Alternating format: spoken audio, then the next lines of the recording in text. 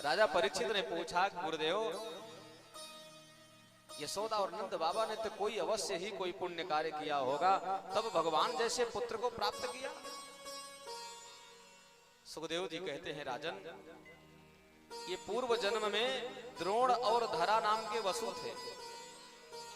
द्रोणो वसु नाम प्रवरो धरया सह भार्यया करिष्यमाणया देशान् ब्रह्मणस्तमुवाचः। और उसके पहले एक ब्राह्मण और ब्राह्मणी थे पूर्व जन्म में। द्रोण और धरा वसु खूब साधना किया, भगवान की प्रार्थना किया। उसके पहले जन्म में ब्राह्मण और ब्राह्मणी थे, तब द्रोण और धरा वसु बने।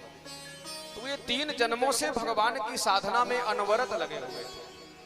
जब ये ब्राह्मण और ब्राह्मणी थे तो इनकी अतिथि सेवा त्रिलोकी में गाई जाया करती थी।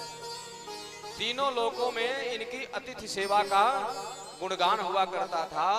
यदि कोई अतिथि की सेवा करता है तो केवल उस ब्राह्मण है और ब्राह्मणी है।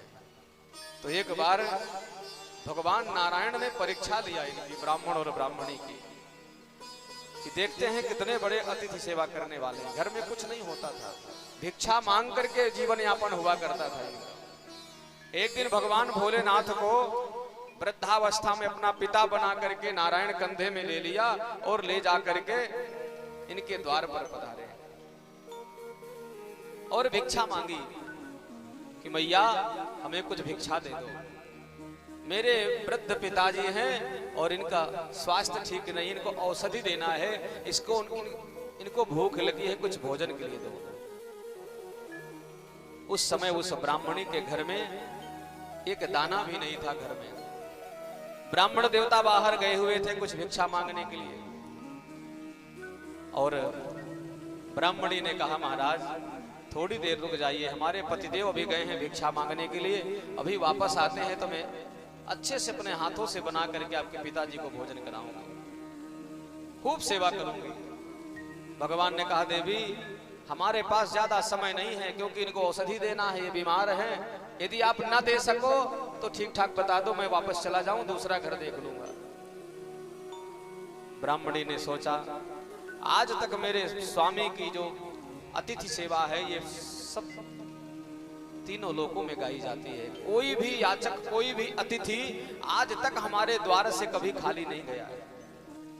और आज यदि मेरे द्वार से ये खाली चले जाएंगे तो हमारे स्वामी की कीर्ति घट जाएगी, अतिथि सेवा न करने का अपराध लगेगा, दोष लगेगा। इसलिए उस ब्राह्मणी ने कहा, महाराज बस क्षण भर आप विश्राम करिए, मैं कुछ व्यवस्था करके लाती हूँ।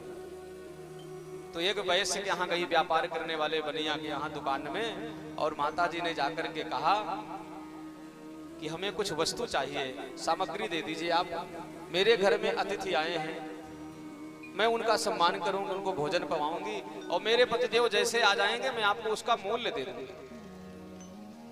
पर वो जो वैश्य था वो दुष्ट प्रवृत्ति का था, और माँ युवावस्था की थी ब्राह्मणी, और उसकी दृष्टि गलत हो गई उनके ऊपर। और उस वैश्य ने कहा कि मैं व्यापार करने के लिए बैठा हुआ हूं, मैं कोई दान करने के लिए नहीं बैठा हूं। यदि तुम्हारे पास कुछ देने के लिए सामान है तो दो, नहीं दूसरा रास्ता ना।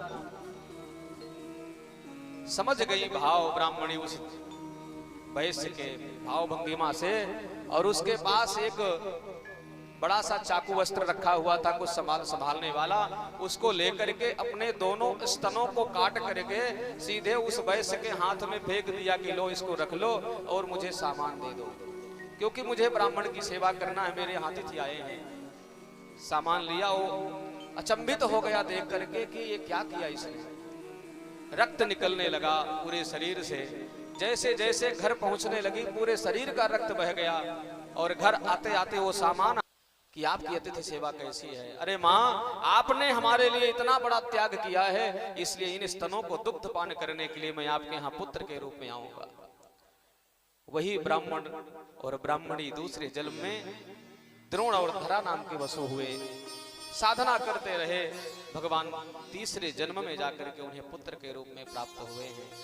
धन्य है प्रभु ऐसे लोग जो भगवान की भक्ति में अपना जीवन लगा देते।